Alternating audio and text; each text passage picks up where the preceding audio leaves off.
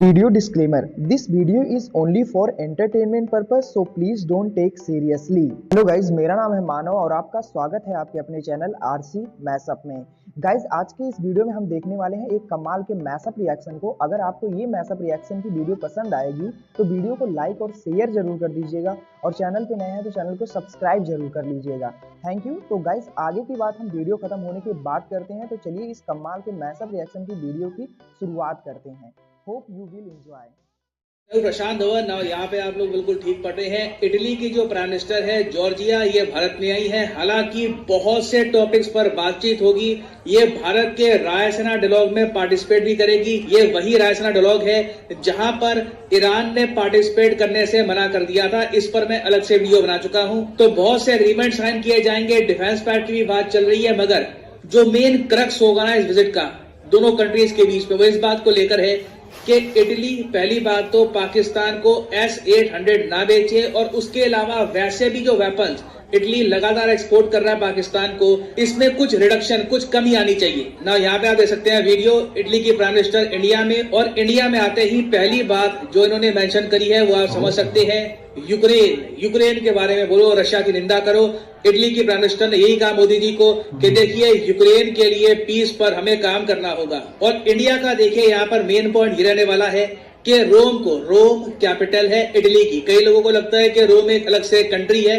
Rome is a capital of Italy. हाँ, Rome के अंदर आपको एक और देश मिलेगा, वेटिकन सिटी, जिसको कहा जाता है दुनिया का सबसे छोटा देश। तो इंडिया का मेन स्टैंड यह है कि रोम वेपन्स बेचना बंद करे पाकिस्तान को। और अगर आप सोच रहे हैं कि S-800 क्या होता है, क्या ये S-400 जैसा है या फिर 500 का एडवांस वर्जन है, नहीं। जो हम बात करते हैं S-400 की, 500 की, वो रशियन वेपनरी है।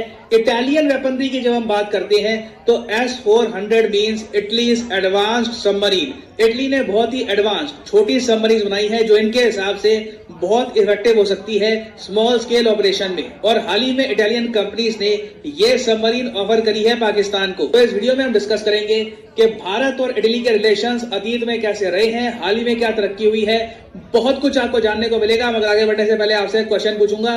क्वेश्चन यहाँ पर यह है कि इंटरनेशनल मॉनेटरी फंड के हिसाब से वो कौन सा देश है जो अकेले ग्लोबल ग्रोथ जो होगी, पूरी दुनिया की ग्रोथ होगी, उसका 15% भार संभाल लेगा।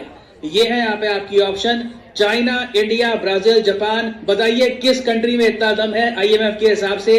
कमेंट सेक्शन में करिए आंसर। सही आंसर मैं आपको दूंगा वीडियो के अंत में। नाउ इंडिया और इटली के रिलेशंस की वैसे अगर मैं बात करूं तो हिस्टोरिकली रिलेशंस दोनों कंट्रीज के बीच में काफी हद तक ठीक थे, मगर पिछले 20 सालों में इंडिया और इटली के रिलेशंस काफी खराब हो गए थे। पहली बात तो देखिए, एक बड़ा करप्शन स्कैंडल हुआ Agusta Westland VVIP chopper deal में, और इस करप्शन स्कैंडल में कई भारत के जो दिग्गज नेता हैं उनका भी नाम आया, काफी कंट्रोवर्सी हुई, और अंत में ना इंडिया ने इटली की एक बड़ी कंपनी को बिल्कुल ब्लैकलिस्ट कर दिया और ये डिसाइड किया कि इस डिफेंस कंपनी से इंडिया बिल्कुल भी हथियार नहीं परचेज करेगा, क्योंकि इस कंपनी ने इंडिया में डील पाने के लिए करप्शन करने की कोशिश करी थी। और इसी टाइम फ्रेम के दौरान इटली के जो कुछ मरीन्स थे, जो इनके स्पेशल नेवी के सोल्जर्स थे, इन्होंने इंडियन मछुआरों पर गोलियां चला दी, इंडियन मछुआरे मारे गए, बहुत कंट्रोवर्सी हुई। अभी हाल ही में बाय द वे इटली के कोर्ट ने जो केस है डिसमिस कर दिया है इटालियन मरीन्स के ऊपर। तो ये दोनों जो मरीन्स थे अब ये बिल्कुल बच चुके हैं। तो एक तरफ इंडिया और इटली के रिलेशंस बहुत खराब हो गए मरीन के केस की वजह से, उसके अलावा करप्शन स्कैंडल की वजह से,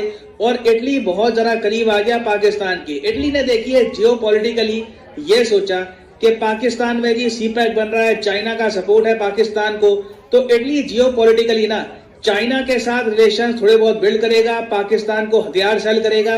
और इंडिया एक बार को ठीक है, अगर इटली से वेपन जितने परचेज नहीं करना चाहता, ये लोग डिपेंड करेंगे पाकिस्तान की मार्केट पे।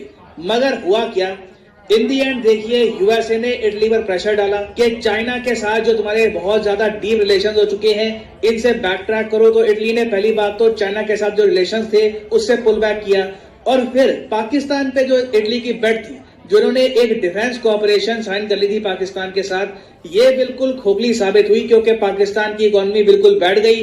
2013 से लेकर 2023 आप अगर देखें 10 साल हो गए हैं। पाकिस्तान आज से 10 साल पहले बहुत बड़ी बातें कर रहा था, कि ये इसरो को बीट करेंगे, इंडियन इकोनॉमी को बीट करेंगे, सीपैक बहुत बड़ी सक्सेस होगी।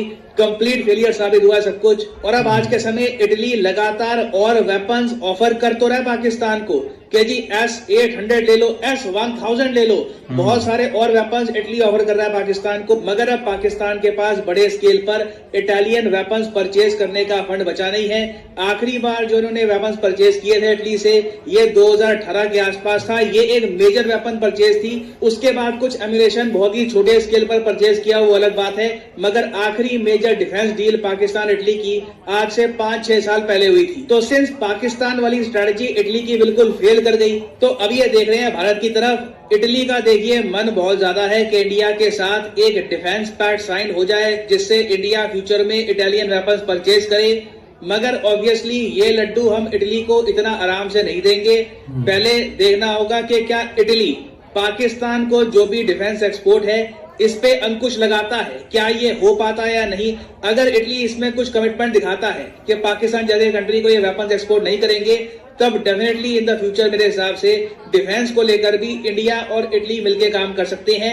अभी के लिए अभी जो विजिट हुई है, जो न्यूज सामने आई है, ये बताया गया है कि इंडिया और इटली ने एक स्ट्रेटेजिक पार्टनरशिप साइन कर लिया। देखो, इटली की जो नई लीडरशिप है अंडर प्राइम मिनिस्टर जॉर्जिया, इनका कहना यह है कि मैं इटली के पुराने प्राइम मिनिस्टर की तरह नहीं हूं, मेरी सोच बिल्कुल अलग है। इंडिया को लेकर ये बहुत पॉजिटिव है और हो सकता है कि जेन्युइनली ये इंडिया इटली के रिलेशंस को रिपेयर करने में बड़े स्टेप उठाएं। और इटली देखिए ये बात भी जानता है कि चाहे फ्रांस हो, जर्मनी हो, यूरोप की सारी मेजर पावर्स इंडिया के साथ कोऑपरेशन कर रही है। इंडिया और यूरोपियन यूनियन का बहुत ही जल्द एक फ्री ट्रेड एग्रीमेंट भी साइन होने वाला है। तो इटली देखिए बहुत ही पीछे रह गया है, चाहे इंडो पैसिफिक का मामला हो, इंडिया के साथ एंगेजमेंट का मामला हो, तो अब ये कैचअप करना चाहते हैं। तो इस विजिट में अभी के लिए इंडिया इटली ने अपने रिलेशंस को थोड़ा सा उठा दिया है जियोपॉलिटिकल लेवल पर।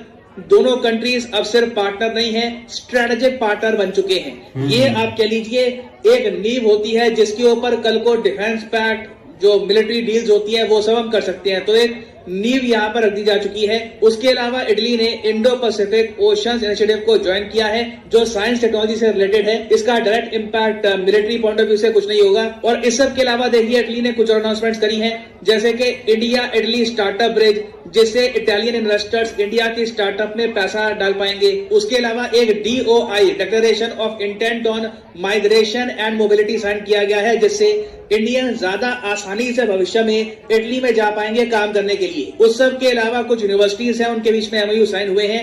इंडिया अभी के लिए इटली से आप कह लीजिए बहुत ज्यादा स्ट्रॉन्ग रिलेशंस एस्टैब्लिश नहीं करेगा। इंडिया और इटली के रिलेशंस को अभी और इवॉल्व होने में टाइम लगेगा अभी। बट मुझे देखना यह है कि जब रायसीना डायलॉग में इटली की PM खड़ी होंगी और भाषण देंगी, तब ये क्या कहेंगी। इनका जो ये वाला भाषण होगा ना, ये बहुत ही इंटरेस्टिंग होगा कि ये इंडिया के बारे में, दुनिया के बारे में, बाकी कंट्रीज के बारे में, आतंकवाद के बारे में क्या कहती है। तो ओवरऑल मैं कहूंगा देखिए एक सक्सेसफुल विजिट है इनके पर्सपेक्टिव से।